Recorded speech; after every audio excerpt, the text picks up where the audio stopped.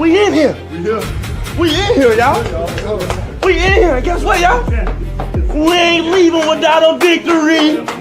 We ain't leaving without a victory. So y'all, hey, my brothers, put a smile on your face. Okay? Because Florida State, if we gonna do it then, we do it big then. Let's go, baby. I only have 2 words to say to you. Go. No. Want him to look exhausted at all times. Well, Mike should, and he looks exhausted. Then you're happy. Good. You're paid $10 million a year, and you've done nothing these last 2 years but suck. You ought to be exhausted searching for ways to not suck. You ought not sleep more than an hour or 2 a night just to keep your bodily functions happening. You know, you have to be alive, so I imagine you got to rest a little bit. Other than that, you ought to be scouring the universe for ways to remedy the suck. So I don't care that he looks tired. He ought to look tired. He ought to look exhausted all the time. All the time. I ought to look at him like, my God, the toll it's taking for him to find his way out of the wilderness of loserdom, as it should be. Hey, I thought about titling this show, "What's the remedy for pulling yourself out of the suck?" Man, listen, first and foremost, shout out to Lakewood and Florida State alum Jeff Cameron, man. Shout out to Jeff, man. He's gonna give you 1 or 2 sound bites a year that you can hold on to. It's the ACC, Mike. It's the ACC, Mike. Go ahead. Welcome to another episode of Somebody Said Noles.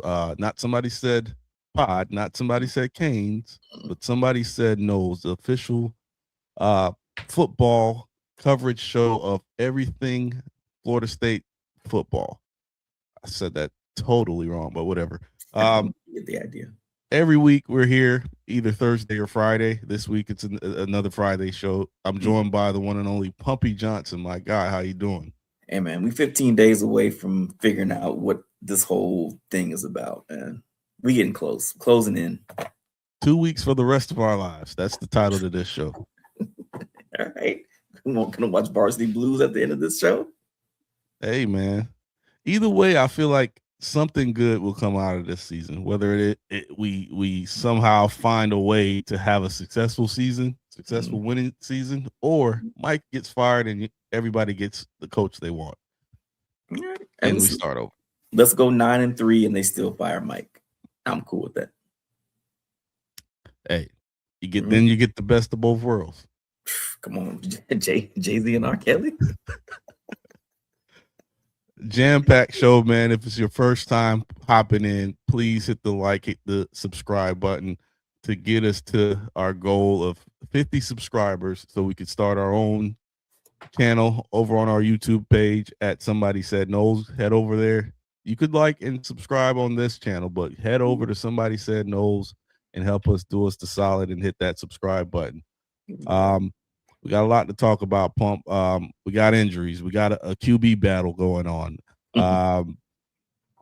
We got people saying positive things as usual. I want to start the show off with a question, though.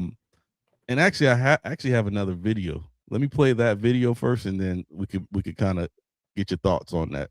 All right, tee it up. Some freaks up there on the D line, like they can go, they can flat out roll. I mean, we're at the end of every practice, we put up a top 5 speeds. Top 5 guys with the fastest speeds, and the Desir twins are on that almost every single day, which is unbelievable to see. Guys who are playing, they can play anywhere. They can play in the interior, they can play on the edge, they can play wherever they want to.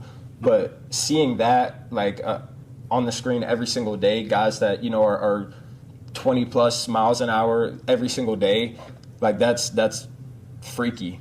It really is, and it's like truthfully like scary for a quarterback, because I truly believe that we are going to have the best D line in the ACC.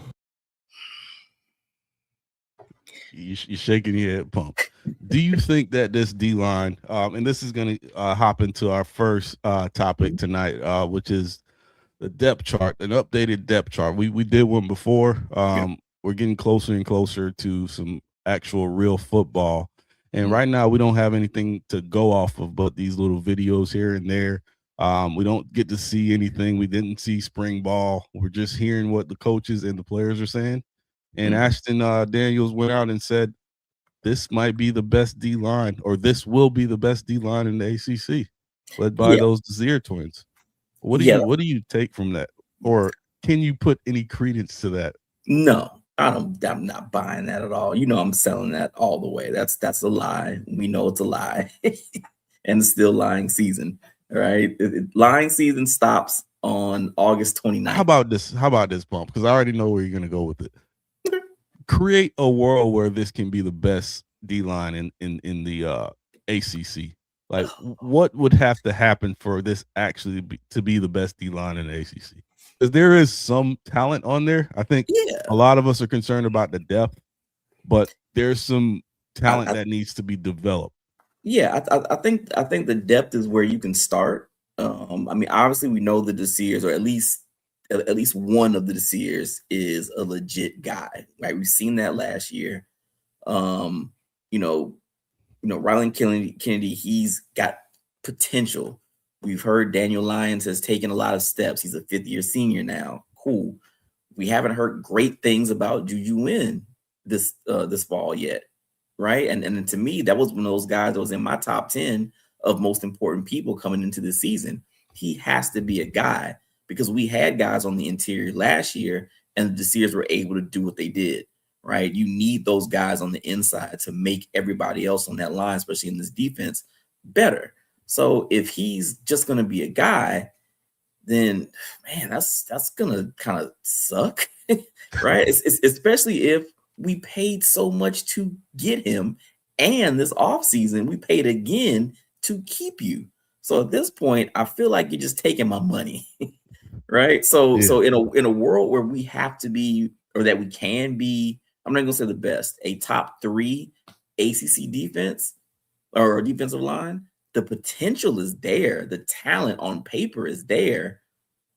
I don't know what we're gonna get out of it. And again, right now they're going against this offensive line that even Herb Hand is like, yeah. So I don't know what to take from that, man. I'm trying to squeeze as much positivity out as I can.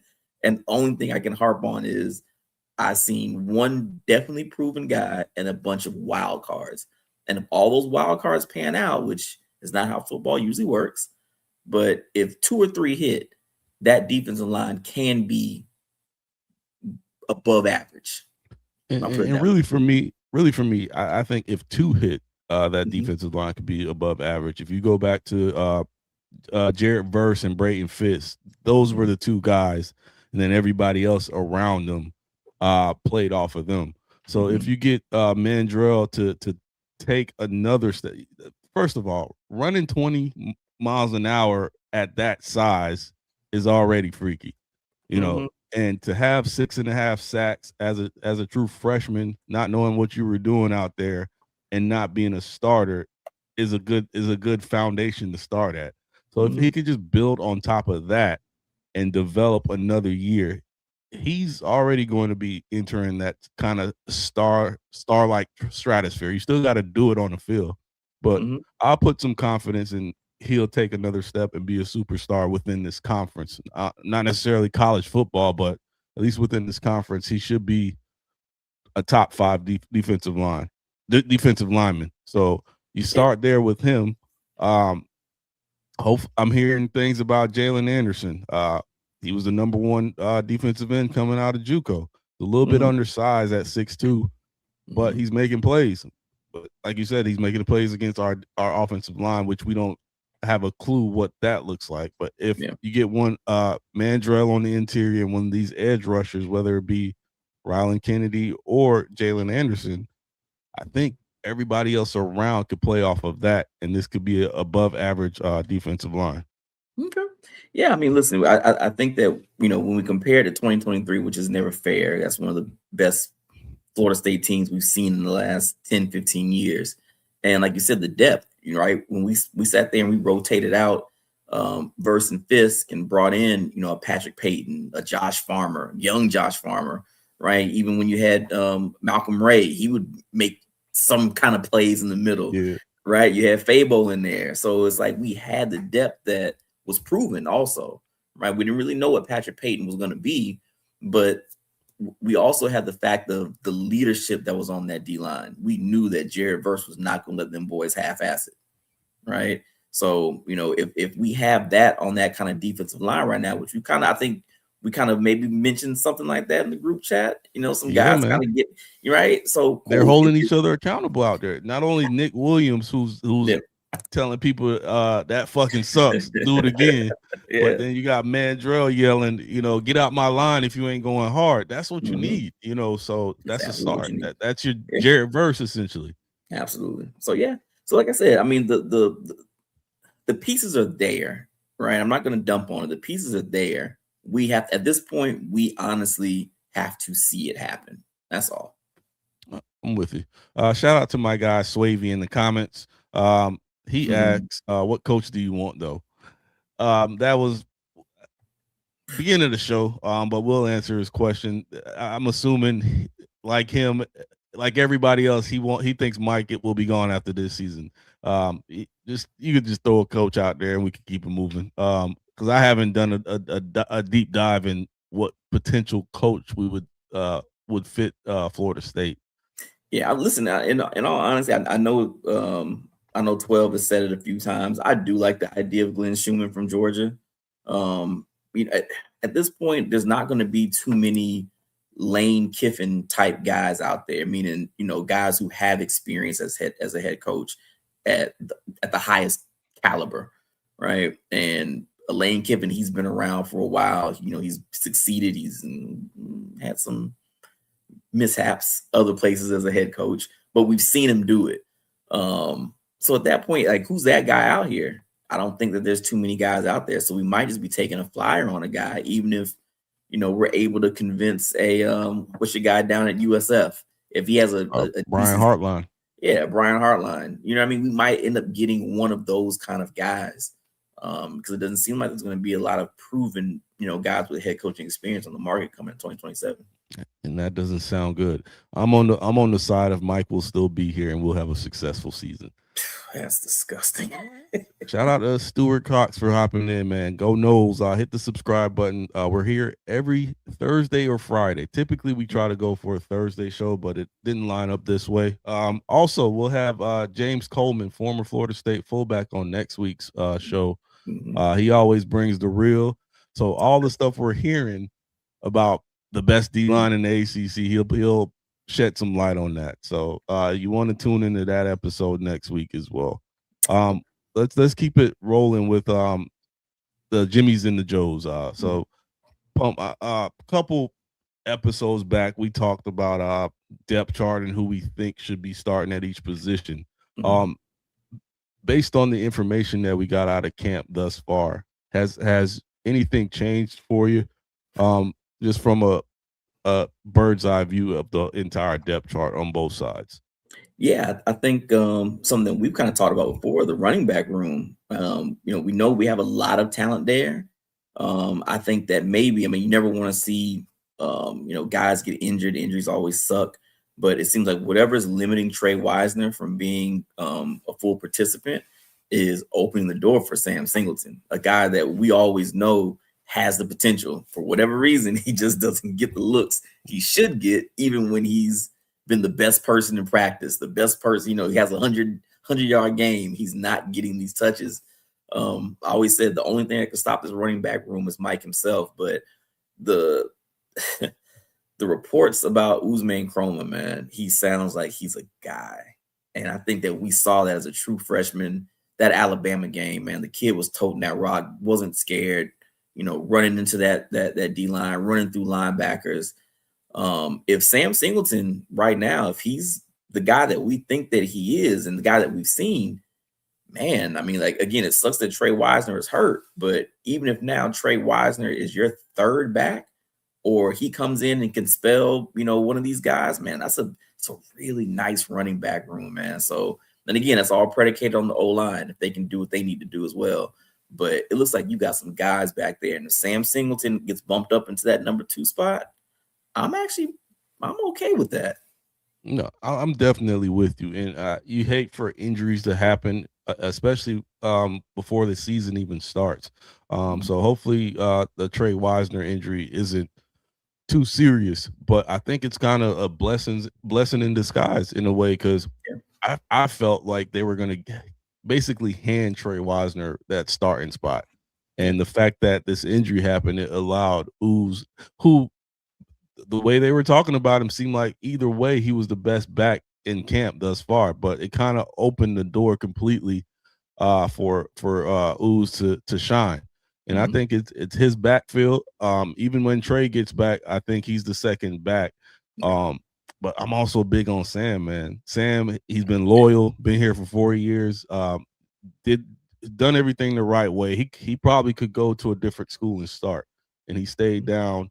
The one game that he had over 100 yards as a starter. So I think they're going to find a role for Sam. But yeah, I'm with you. I think Ooze is RB1. Sam is RB2 going into week 0. But Trey comes back, and I think it's still Ooze 1, and they'll fit Trey into that second rotation. Yeah, I'm with you on that. Another thing for me on the depth chart, I had Boggs in there as my slot guy, but I think it's more of a battle now with the emergence of Jason Lopez. Do you think they said Boggs came back out there and made some plays? He looks good, but do you think being out for so long and opening the door for a talented freshman like a Jason Lopez to come in, and it seemed like he hasn't made any mistakes. He's picked up the playbook well, and every single interview we're hearing this kid's name. Yeah. Do you think he's done enough to be a true freshman starter in the slot? To be honest, I don't see why not, because he's done just as much, if not more, right now than Javon Boggs. I mean, let's be honest, right? Unfortunately for him, his short stint at Florida State, we know him more for being hurt. Even coming into this spring, coming into these scrimmages, he was limited, right? He was limited coming in. So, what does Breeze always say? That the best ability is availability.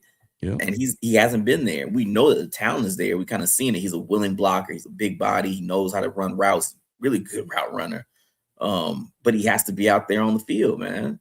So, I mean, if what they're saying about Lopez is true, again, we've seen little clips. I don't trust a lot of things the staff says. We've kind of gone down that road before. We've been, we're a little snake bitten as a fan base when it comes to that. But I mean, if he's the truth, then yeah, they're gonna find a way to get him out there. If it's that punt return, whatever it is. But if he's a backup, if Javon Boggs is gonna be the starter, I'm okay with that. But I know that at least Lopez is a really good backup, because Javon Boggs is probably gonna get hurt. Knock on wood. Yeah, I'm with you there. If it's your first time viewing us, please hit the subscribe button. Head over to Somebody Said Noles. We're hijacking our main pod, Somebody Said Podcast, which we do every Monday. And also check out my guy Breeze. He does Somebody Said Noles every Wednesday. Hit the subscribe on all our channels. And just feel free to communicate. One Marley time in the chat said, man, y'all season already over before all of that. It is what it is, man. It's a new season. Anything can happen. That's all I'm gonna say. I got no fight curious. back. I'm curious to know who he roots for. Who One Marley time roots for. I'm curious. We could almost kind of guess. Canes fans, they got their chest out right now, which is understandable. It'd be funny if he's not a Canes fan. I should be a fan of somebody whack. But let us know in the comments. One Marley time. And shout out to Deepwater 1301 hopping back in there with us this week. He said he holding it down for Breeze. Yeah, go ahead and sell out in the comments like you did last week. All right, Pump. Any other thoughts on the depth chart from a bird's eye view? I got one more position that I thought going in, those starters were set, but based on the information in camp, I think at that linebacker position next to Chris Jones. They're talking about Caleb Lavalley a lot. Chris Jones even went out and said he reminds him of Luke Kuechly. I feel like that's kind of racist. You just picked the greatest white linebacker of all time. Right. Now, I was thinking he's probably going to get Urlacher comparisons pretty soon.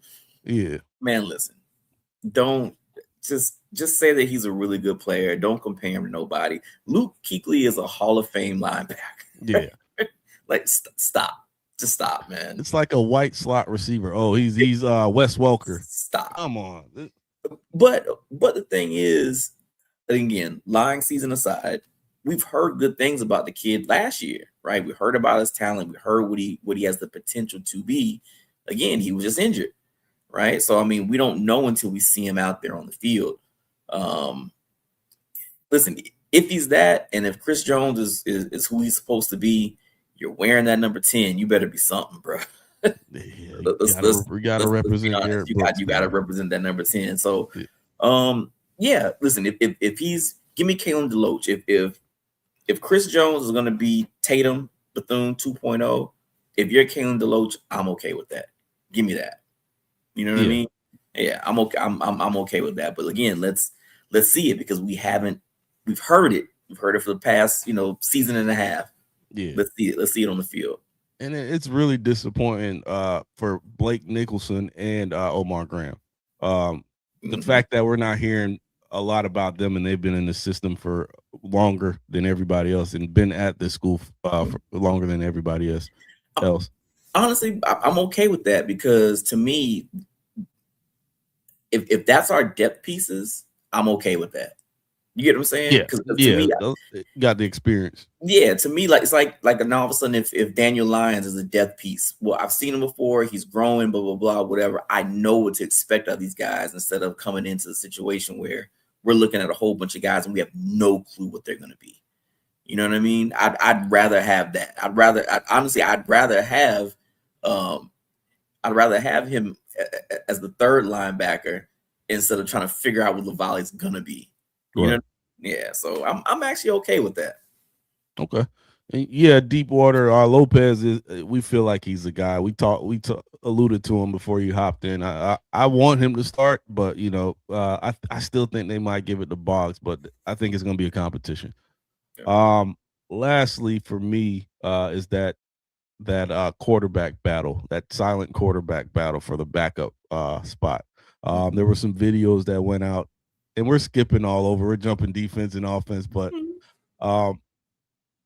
there was a couple videos that went out this week, and Malachi Marshall was taking second snaps. He was not taking second snaps, but he was the second quarterback throwing. And a lot of people are making a big deal about that. Do you feel like Sperry kind of opened that door after, or the motivation after losing in spring to Ashton kind of killed his fire of wanting to compete? Because it seems like he's opened that door for Malachi, and Malachi is coming in here hungry. He was the number one quarterback out of JUCO, won a national championship at the JUCO level, and he's coming here and seemingly is the front runner for the second quarterback spot. If losing that battle took any wind out of the sails, that'd be very disappointing. Because I don't think that there's anything about that unless he played bad. And again, we weren't there. We don't really know. To me, the going into this season with Ashton Daniels as your starting quarterback, that means there's going to be a potential for the backup to get in. There's nothing about Ashton Daniels that says, man, this is going to be our starting quarterback for 12 games straight. Nothing at all. So if Sperry took his foot off the gas, that's on him. Yeah. You know what I mean? And if that's the case, then yeah, give me the guy that's going to be hungry, right? And we all know from experience the best player on the team from a fan standpoint is the backup quarterback. So if Sperry gets in there, if Malachi Marshall gets in there, it's going to be a whole different ball game. But yeah, Sperry took his foot off the gas, man. And in all honesty, again, I think that's another indictment on Mike Norvell, man. This is your guy. You brought him in here, and he can't beat out your transfer, and he's not keeping his foot on the gas to be ready or to at least beat out the guy that you brought in here. Now you've been under this system before. So I'm not ready to close the door on Sperry, but I mean, if you're losing ground that much, I mean, I was disappointed he lost the quarterback battle in the first place. It says a lot to me. So that's a toughie. Who would you want to start if Ashton goes down? I would still go with Kevin Sperry. I think that we talked about before. I think Malachi Marshall, his arm talent is there, right? He's a really small kid, man. A really small kid. And then Sperry, he's played before. He's got the arm. We've seen him run. I think that he has the talent to do it. I was championing him to be the starter. There's no need to go out and find another quarterback, right? If we had a quarterback competition with him and Malachi Marshall, I would have been fine with just that. I would have actually probably had more confidence in this offense going into this season if we had him at quarterback over Ashton Daniels, which might sound crazy because Ashton's been a starter. He's been in college football for 4 years. It's fine. But there's nothing about him that makes me say, oh, man, he could take the next step. I think Sperry can still take another step. He's young. He's a redshirt freshman. No, I'm with you. And we did see Sperry go into that Stanford game and it got them down the field. You know, it didn't look pretty, but I think there's some gamer in Sperry. It's just one of those things where where Mike's career is, he doesn't have time to develop a young quarterback. Unfortunately, you got to find guys that's ready to go now. Yeah. So it might be one of those things where Sperry, I could see him transferring. Yeah, that's unfortunate. And then he'll be on our watch for deep water. We kind of already touched on that real quick. But I can make an argument for it because I feel like Canes fans, they're going to say they have the best D-line in the ACC. And they're probably right. But you know what? I won't even do it. Okay. All right.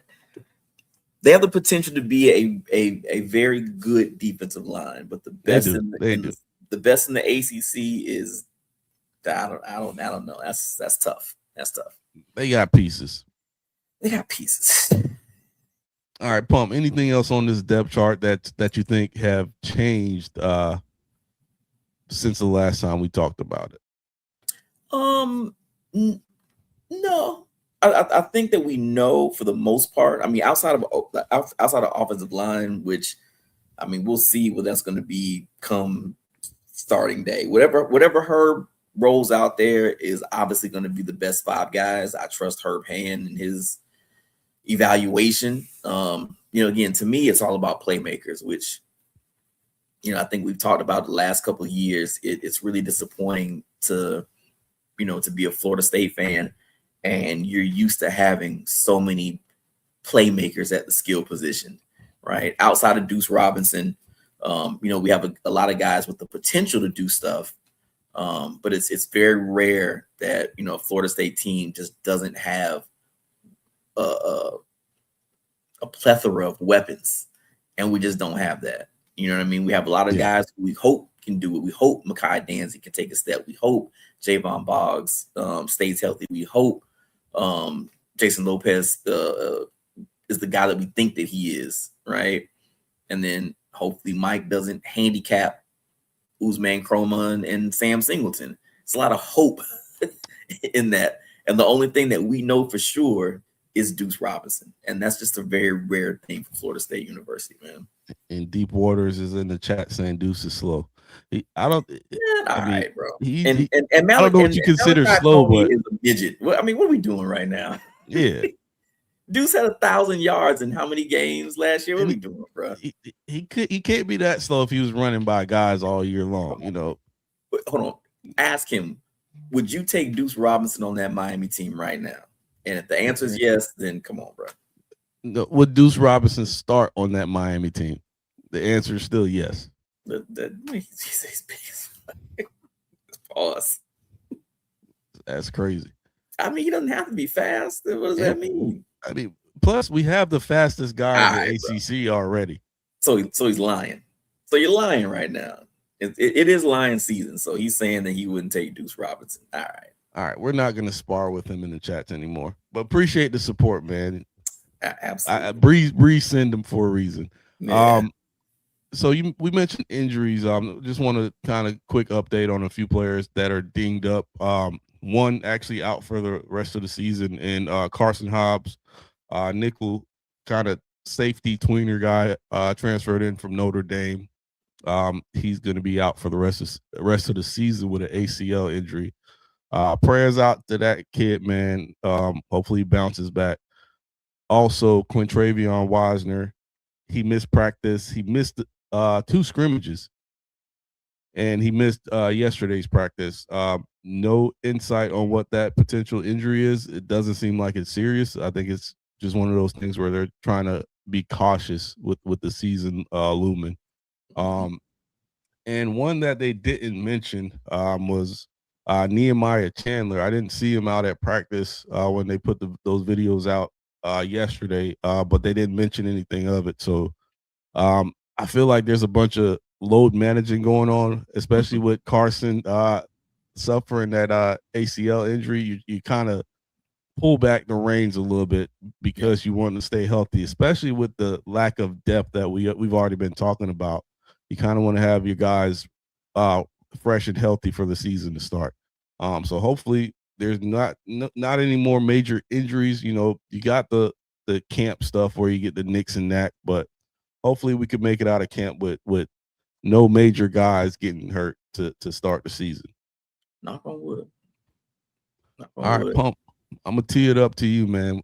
Said we were gonna do a quick show. We're already at the 30-minute mark. Yeah, real quick. And again, it's something I thought was very interesting, you know, just to, you know, kind of touch on a little bit. And you know, we kind of got news of the Protect Sports Act that was floated through the House. Something very interesting, man. And again, you know, the legal stuff that Florida State has done in the last couple of years, you know, inside the ACC, trying to get out of the ACC. It feels like a lot of the legal gymnastics that we went through, and it took a lot of arrows for a lot of people. It's like the stuff that we did or stuff that they did is not going to be able to help us right now. And it's unfortunate because, again, it's something I kind of wanted to ask JC, because it's like the projection of Florida State going to the future. And again, all this can change. You know, nothing's getting voted on right now. But as of right now, there'd be pretty much 2 super conferences, right? SEC and Big Ten with a cap of 19 teams. You know, the big thing about that is, well, the SEC, the Big Ten already has 18 teams. So they would be able to add 1 more team. The SEC has 16. They could add 3 more. But who are you poaching? You know what I mean? And right now, the way that it's set up, it feels like Florida State is just not in a very good place. And if you want to, you know, hopefully get into one of these leagues, you'd have to sit out for 5 years and be independent, which is insanity. So again, a lot of stuff can change on paper. You know, again, it's just something to talk about, but it's unfortunate that right now, where Florida State is as a program, it doesn't seem very appetizing for any of the Power 2 teams to want to get Florida State. Forget the brand, forget the logo, forget everything else. As of right now, there's 4 of the teams that you can probably name that makes more sense to the Big Ten and the SEC, and that's very unfortunate to me. What 4 of those? You can't say forget the brand, forget the name, forget the logo, because it's almost like, I'm a Lakers fan, so it's almost like that 10-year slot where we went without making the playoffs, but the value of that team never changes. So I understand that Florida State is down right now, but if you take into account the tradition, the fact that fans still come out and pack that stadium out year in and year out until, you know, things just go awry. But you can't look at it from now because we don't know if Mike is still going to be there or not. You get the right guy in this building, and you know what Florida State brings to the table from a viewership perspective. You know what this fan base brings. This is an SEC level fan base. You know, it's just the product on the field has been shitty. So Florida State is in a talent rich state. And I think the tradition and the history of Florida State is very appealing to the SEC. I think the three would easily be Miami, Florida State, and Clemson. What other teams would you go try to poach, unless it's out of spite? I don't think it's necessarily out of spite, but at the same time, I mean, if you're poaching these schools, and think about it this way, there's schools in the SEC and Big Ten that have even their academic standards, right? UNC is there, Duke is there.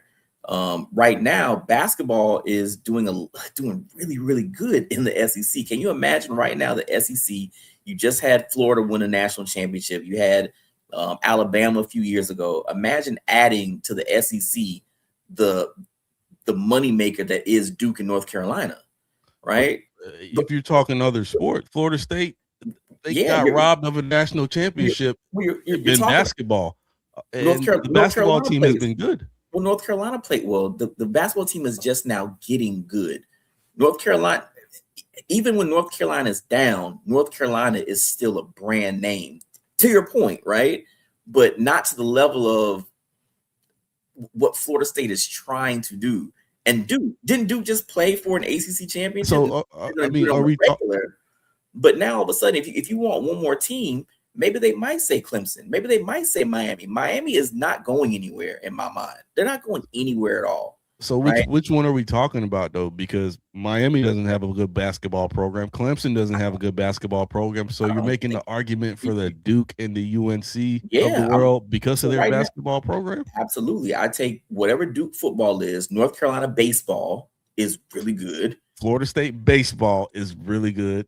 And Florida State track and field is really good. But their money maker is not good, which is Florida State. Right now, if we're projecting forward, Duke and North Carolina basketball is always going to be bigger than what Florida State is building, because we don't know what it's going to get to in the next couple of years, right? If you project 5 years from now, you're hoping Florida State basketball is good. North Carolina and Duke basketball, whether it be good or bad, is going to be Yankees, Red Sox. It's always going to be a moneymaker. Let me ask you this. When Florida State football is at its peak for football, and Duke or North Carolina is at their peak for basketball, which one do you think generates the most money? Wait, say it again. When Florida State football is at its peak, and when Duke or North Carolina is at their peak in terms of basketball, which one generates more money? No, I'm with you. It's football, but right now, if you had to poach any of these teams right now, and the fact that Florida State seemingly can't get their shit together, forget sports, just at an administrative level, it seems like Florida State doesn't know what the fuck they're doing right now. North Carolina, Duke, Miami, they do. I'll take those three right now over whatever the fuck Florida State is doing. But I guess my main issue is, it's not even the fact of having this conversation or what could happen. It's the fact that Florida State has put themselves in a position to where we even have to have this conversation. UNC doesn't know what the fuck they're doing in football. They hired Bill Belichick and his girlfriend. So you're just arguing basketball. I think from a bird's eye view, from an athletic program as a whole, I think Florida State can stack up against anybody. It's just football, because football is the face of Florida State athletics. Didn't the soccer team just win a freaking championship? I think as a whole, let's be honest. We don't have to bring that's like all of a sudden Wisconsin bringing up, well, we have a really good hockey team. No, but you're making the argument for I'm just saying you're making an argument for North Carolina or Duke not based on football. So then I have to take into account other sports if we're not talking football. The second biggest sport is basketball, and they have Duke and North Carolina basketball. Florida State basketball is not going to move the needle like Florida State, like Duke and North Carolina. But their football will when the machine gets running again, which you spoke to consistency a couple weeks ago. It seems like the solution is fire Mike Norvell and the athletic director. The solution is Florida State, find a way to get your shit back to where it should be, to where we wouldn't have to have this conversation, to where the Big Ten and the SEC says, yes, we need to get Florida State come hell or high water. And that's not the case right now. 3 years ago, Florida State went undefeated and won the ACC. Yeah. So it's not like it's that far-fetched to get back to that point. It's not it's not 2 decades. It's not, you know what I mean? I mean, so, TCU just went to a national championship too. So what does that mean? But that's apples and oranges, buddy. It's not though. It is. From what you've seen from Florida State football right now, it's not apples and oranges. We are so far behind. Again, at this point, hold on. Give me 5 minutes. Just give me 5 minutes of you without the rose tinted glasses. Be honest about what we've seen right now, right? Mike Norvell, and I sit in the group chat, has had 7 different moments where he has lost 3 straight games or more. I gotta cut you off, Fump. We're not talking about Mike Norvell. We're not. I'm talking about Florida State. Right, Florida State football in the past 7 years. We have been shit outside of 1 season. 2. 1.5. Fine, 1.5 season. So is that what you want to do? Is that how you want to judge what we do off of 1 out of 7 seasons? But I think we live in a microwave society where Miami hasn't won anything in 2 decades, and they have 2 good seasons, and all of a sudden they're the darling of college football now. That's not fair to say. You know, you can't. Yeah, it's been 7 rough seasons, but it wasn't 2 decades. You know, so I think Florida State's brand, with the right management, with the right leadership, can survive and thrive in the SEC. Okay. That's your we'll agree to disagree face. Yes. Like I said, man, again, the bill, it didn't pass anywhere. It's going to be revised 85 million times. That number 19 can easily change to 24, which means Florida State is going to be one of those teams. You know what I mean? But like I said, for me, it's as of right now. If they had to vote right now and everybody said yes and it passed through, and this is exactly what the NCAA was going to do, it is kind of shitty that one of the high standards of college football is in a position to where they could be left out, right? Again, it's the same way you can make an argument that we should be there. There's a bunch of people that will make an argument and say, well, they shouldn't be there. Whereas before, you could never say that about Florida State University. And that's what's disappointing. No, in this moment, we don't deserve to make it to get that opportunity. And we don't deserve nice things right now. Yeah, I'm looking from a long-term perspective, but I get what you're saying. Well, we were well over our 30 minutes that we typically try to go. But I do want to close it out with a couple buy or sell, just a quick rapid fire. Right. Buy or sell. Ashton Daniel goes for 500 yards rushing on the ground this season. I'll buy that. Buy or sell. Mekhi Danzy goes over 1,000 yards receiving. I'm gonna sell that. Buy or sell. Jabril Rawls gets 4 picks this season. Ooh, that's a good one. I'll buy it. All right, 2 more. Buy or sell. Mandrell Desir gets over his 6.5 sacks from last season. Oh.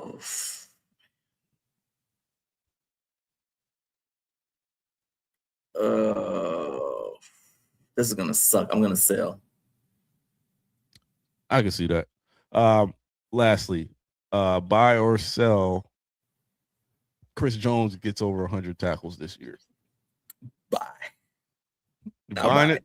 Yeah, I'm buying it. He gets off the bus with 10. I mean, easy. Easy. All right. Someone had a sneaker kid. Is that 12? Somebody had a question in the chat. Nobody. So again, they're not replacing any teams. They just be adding to it. But yeah, as of right now, Florida State will replace Mississippi State in the SEC, and the Big Ten we would replace Who's ass in the Big Ten? Oh man, what team? Super Maryland, Yeah, Purdue. Maryland, not West. I think they'll keep Wisconsin just for Yeah, you're gonna the keep history. Wisconsin. We're gonna replace Purdue in the Big Ten. We get rid of Purdue. Yeah, Shout out to Drew Brees. I can't name another player. I was gonna try to tell that. Good. From Purdue? Purdue? I got nothing for you. Oh, Mike Allstott. There we go. Oh, did he go to Purdue? He did. Yeah, that sounds all right. All right, well, there you go. All right, we'll end it on that, man. Appreciate you as always, Pump, man. Talking Florida State football with me. It's been a 2 long weeks. off season. 2 weeks. 2 weeks.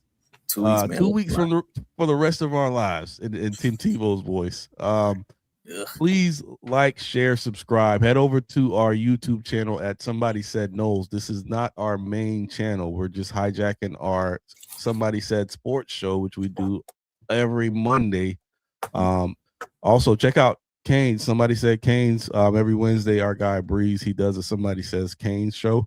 Go check that out. Go hate watch if you're a Florida State fan. If you're a Miami fan, go check that out. And also, again, subscribe to our YouTube channel. Next week we got James Coleman, former Florida State fullback, hopping in with us on the show. He's going to give us the real. He gets on our show every year and he tells it like it is. He saw the Jacksonville practice, so I'm excited for that episode. I feel like I'm not going to say I'm going to be relieved after hearing what he's got to say, but it'll put some things into perspective for me. So I can't wait for next week's show. Next Thursday at 9:00, we'll have James Coleman, former Florida State fullback, on the show with us. Pump, any wise words before we head on out? If you haven't stocked up on liquor already, I would suggest it. That's not just for hurricane season. That's just for Seminole season. Get your preparations ready. Shots for every touchdown. We're doing positive shots this year. Positive shots, no negative shots. No negative shots. All right, done. That means we're gonna be sober a lot.